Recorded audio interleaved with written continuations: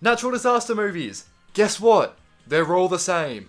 While some have stood out over the years, the genre has just been so done to death at this point, where there really is nothing new to say. Are they extremely fun to watch? Well, yeah, obviously, but they're getting a little repetitive. Shark attack films. Everything that has been released after 1975 is just trying to capture a way to reinvent this concept. But guess what? You can't. There's nothing new to do with it, okay? Just throw it away. Forget about it. The repeated influx of this genre being released year after year never has anything new to say. You just can't make it interesting anymore. Until one genius in 2013 just said, hey, what if we just, combine the two of them? Yeah, as if that's ever going to work. Oh my god! The Twitterverse on fire. Becomes such a cultural phenomenon. Sharknado 2 went through the ratings. Media world helping you. Everyone watched it. 500,000 tweets in the past 24 hours. When something bites us, we bite back. Released over a decade ago, the first Sharknado movie, produced by the low-budget direct-to-DVD studio The Asylum, took the world by storm. Okay, that was unintentional, I swear. Unlike most of Asylum's movies that really just consist of terrible rip-offs, more ridiculous disaster movies, and what can only be described as an addiction to making an insane amount of shark disaster movies. I mean, seriously. The shocking success of the first Sharknado movie led to its 5 sequels. Yeah, and I watched all 6 of these things, so you don't have to. There's a reason I haven't posted since July. Sharknado, a movie I had very little expectations for, and those expectations were met. It's exactly what you think it is. The film follows lead protagonist Finn, along with his family, as they try to take down a Sharknado. And that's pretty much the extent of it. Look, the characters are all pretty likeable, surprisingly, despite the fact that they all seem like they're reading straight from the script for the first time. No, I told you not to come. No, just go away. Despite the awkward dialogue, the characters are actually compelling. Finn over here is an overall great guy. I mean, his ex-wife and kids all seem to hate him, but he does save a bus full of children, so he must be a good guy, right? This guy who... Wait, is that the dad from Home Alone? Yeah.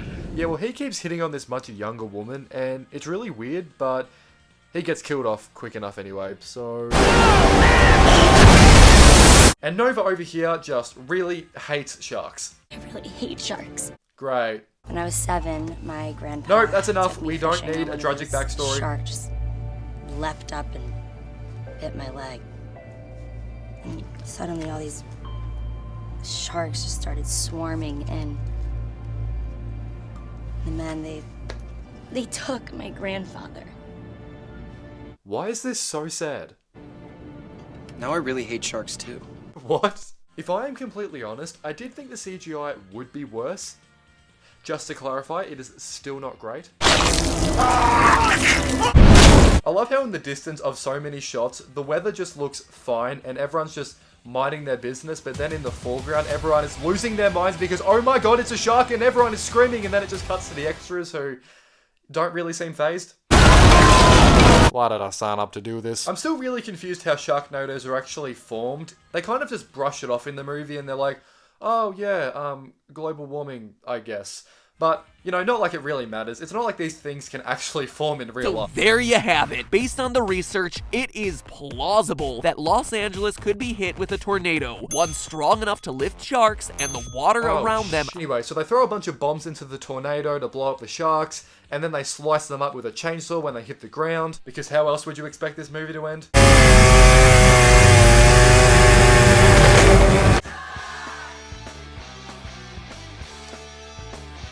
Right then.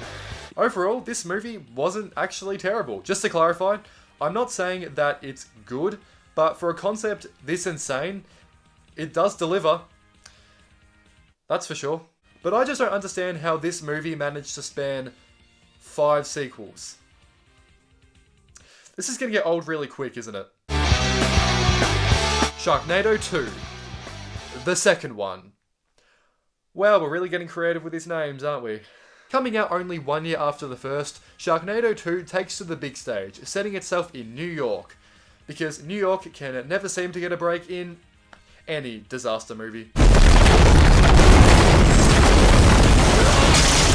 Welcome to New York. The film follows Finn and his family once again as they try to stop a Sharknado. Yep, it's exactly the same as the first one. With it obviously being bigger in scale, I actually prefer this film to the first one. Yeah, I'm shocked too. Finn is a superhero now. I mean, the film never flat out admits it, but you telling me this guy isn't some sort of supernatural being?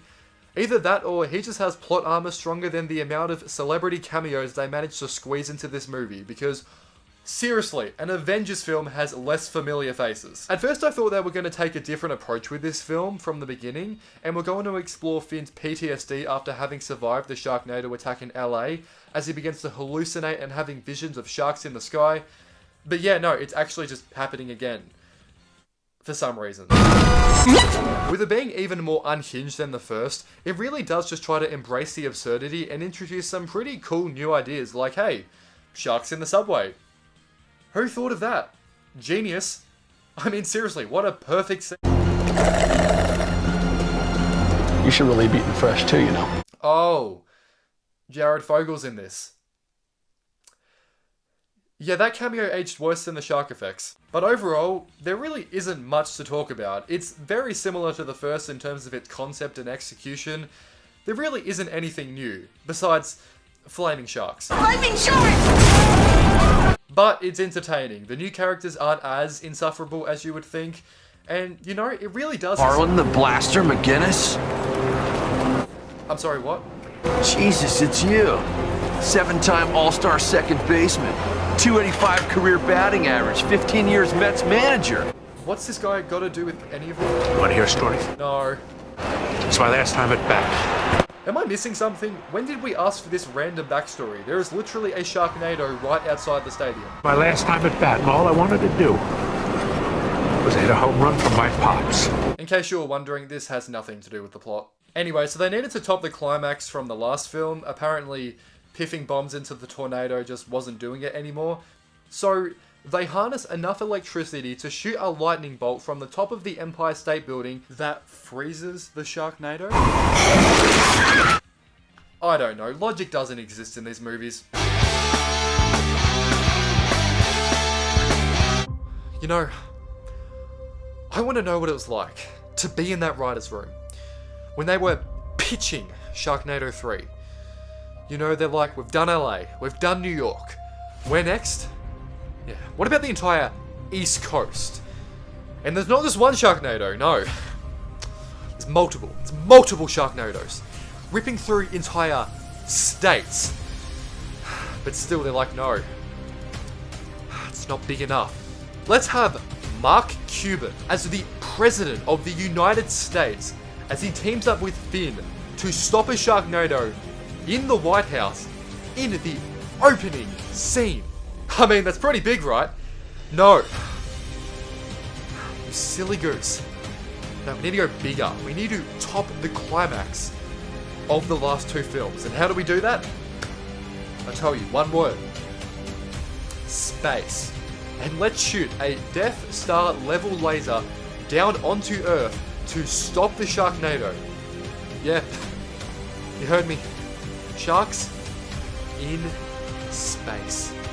And you know Finn's wife? Well, she can give birth inside of a shark as they ride them back down to Earth. Because at this point, why frickin' not? Yeah, this film's insane, if you hadn't caught on by now. Same routine as usual, Finn and his family work together to take down a Sharknado, yada-da-da-da. You get the drift by now, except for one notable change. Finn has the Force now, meaning he can sense when Sharknadoes are coming. Or something or other. Looks like the rules have changed. Apparently now, the rules have changed because the sharks can now survive in the clouds. Yeah, I'm going to admit, I was never great at science, but I'm just going to take a quick guess and say that's not possible. Today we induct another cultural icon, the pants of Jared Fogle of Subway. By eating fresh Subway. Why does this man keep appearing in these movies? I mean, seriously. A fair bit of this movie is actually set at Universal Studios Orlando, and this entire film might as well have been an ad for Universal Studios because, I swear, every chance they get, they'll show a montage of the park and just how cool the attractions are. Now remember, if you need anything else here at Universal Orlando, just ask for Bags. Universal Studios. Don't worry guys, it's definitely safe here. Absolutely nothing to worry.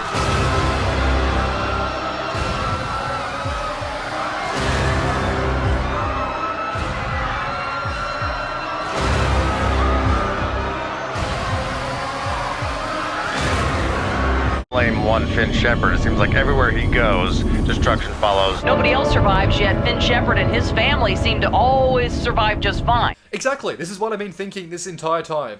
Finn is literally a curse to anyone he comes in contact with. If I saw this man out in public, I would run the other way.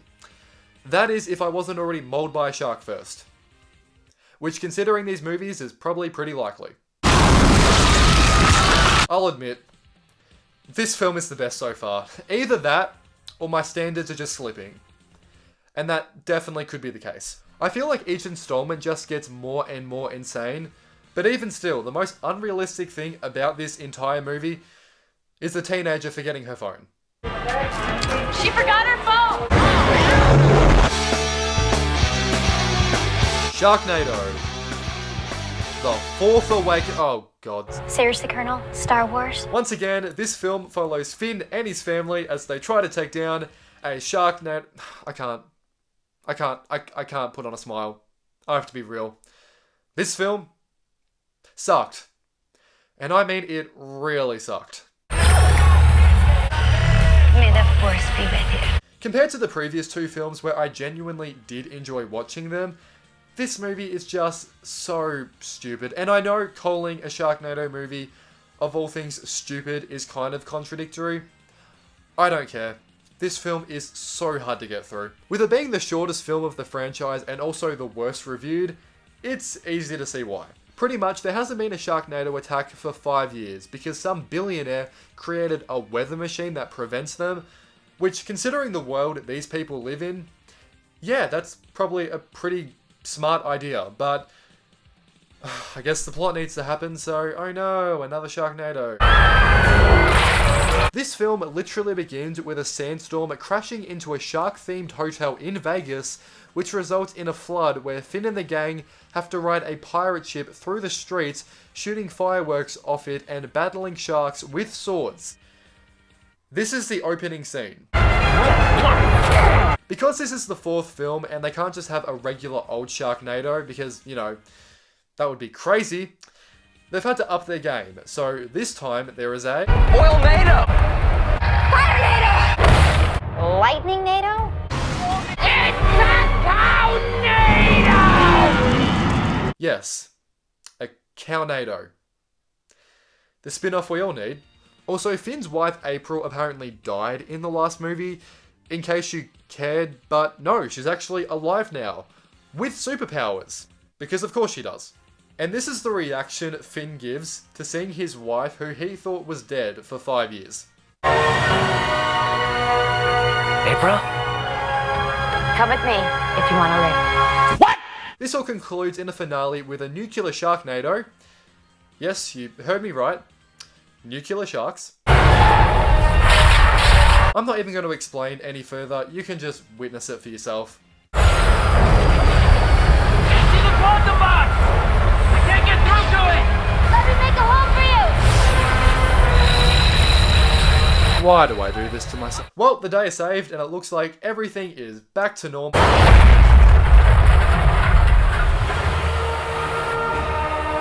I don't think this is a real. Oh, okay. Yep, looks like we're doing this. For the last 4 movies, the US has been brutally hit with all of these Sharknadoes, but you know what? It's time for the rest of the world to get a piece of the action. And a good chance for the movie to destroy even more national landmarks.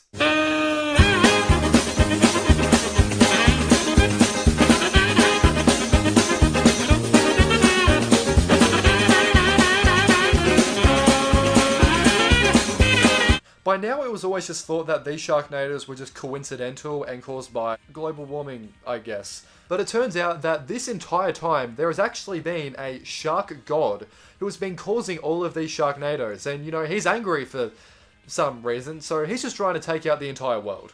However, this is not the only time Sharknadoes have occurred, because apparently, hundreds of years ago, their ancestors went to war with the sharks, and the only way that they stopped them was by using this magical rock. Why is it always gotta be sharks? I'm sorry. What? When did this franchise turn into Indiana Jones? Because don't worry, the movie's not exactly trying to hide it.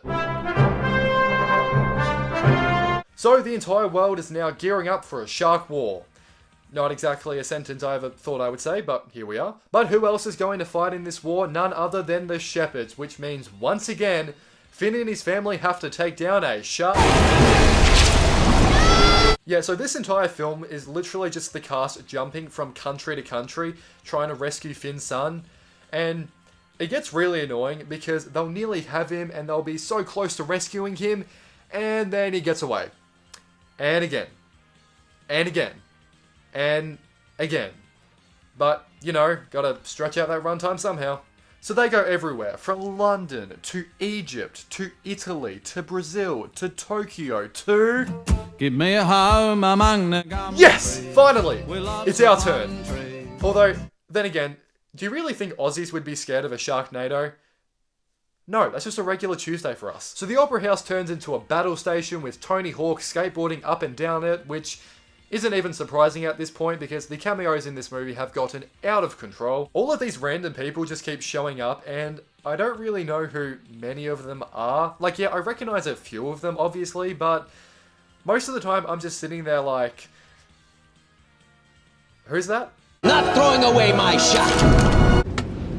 I understood that reference. So by the end of the movie, the Sharknado has pretty much destroyed everything in its path, wiping out the entire world and killing everyone. Is anybody out there? I'm not kidding. Everyone but Finn dies at the end of this movie. But just as the credits are about to roll... Hi, Dad. Dolph Lundgren appears, who is Finn's son from the future, and he's created a time machine so they can go back and rescue everyone. Alright then, let's Avengers Endgame this shit. I resonate with that title so much. You have no idea how much my head hurts from watching these movies. They genuinely just break down any sense of reality that you have. This can't be healthy. Go!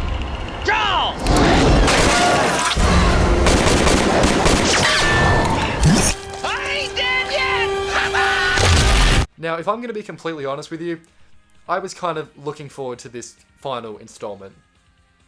Mainly because this is nearly all over. That's, yeah, a big part of it. But my main reason is because this is a freaking time travel movie. And you know how much I love a good time travel movie. Like seriously, sharks and dinosaurs and time travel? Perfect concept. It's literally impossible to mess up. And yet they still did. Everyone who died in the last film is alive again, with other characters who were killed off in previous films because time travel, duh, to join Finn one last time as they try to take down a Sharknado. But this time, through history. I don't get it either. But there's really no time to explain because they go from the Jurassic period to medieval times to the American Revolution and then to the Wild West and then to the 60s and then to the late 90s and then to the year 2013 and then all the way back to the beginning of the first film. Yeah, it's a lot. And it took me all the way towards the end of the film when they visit a dystopian future where Finn's wife April has a robot army of herself where they rule the world. That made me stop and think, something's missing here. Oh, that's right, the sharks. This might be totally out of left field, but I kind of miss the previous films where everything was just so simple, but now I don't really know what's going on. It's shorting out! Let go! I'm in big trouble in Little China! yes, this is actually the climax to a 6-film franchise. I don't think I can even explain it.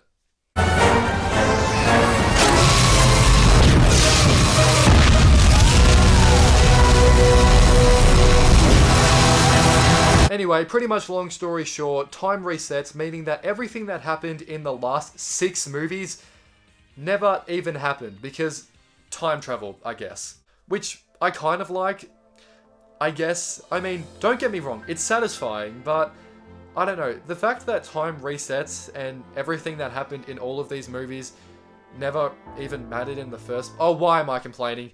It's over. We're done. Until they announce Sharknado 7. God forbid. Anyway, did these movies exceed my expectations? Are they secretly masterpieces? No, I'm not even going to pretend for the bit. These movies are not the best, but I would be lying if I said they weren't a ton of fun. It's such an insane concept, but for what it is, it's not half bad. It did not need to span 6 movies, but for how much of a pop culture phenomenon these movies were, I get it. I would even go as far to say that the first 3 movies are actually pretty good. Okay, I don't know if I'd go that far, but you know what? Check them out for yourself. I don't know. Just don't watch past the 3rd film if you want to keep your remaining brain cells. Yeah. Here's my unofficial ranking if you're interested, but yeah. I think that's about it. Thank you so much for watching this video. If you enjoyed, please consider subscribing to the channel and giving this video a big thumbs up. Comment down below if you've seen any of the Sharknado movies, which ones are your favourites, which ones do you hate. Maybe you've never even heard of these movies. I don't blame you. Thanks for watching, and I'll see you next Friday.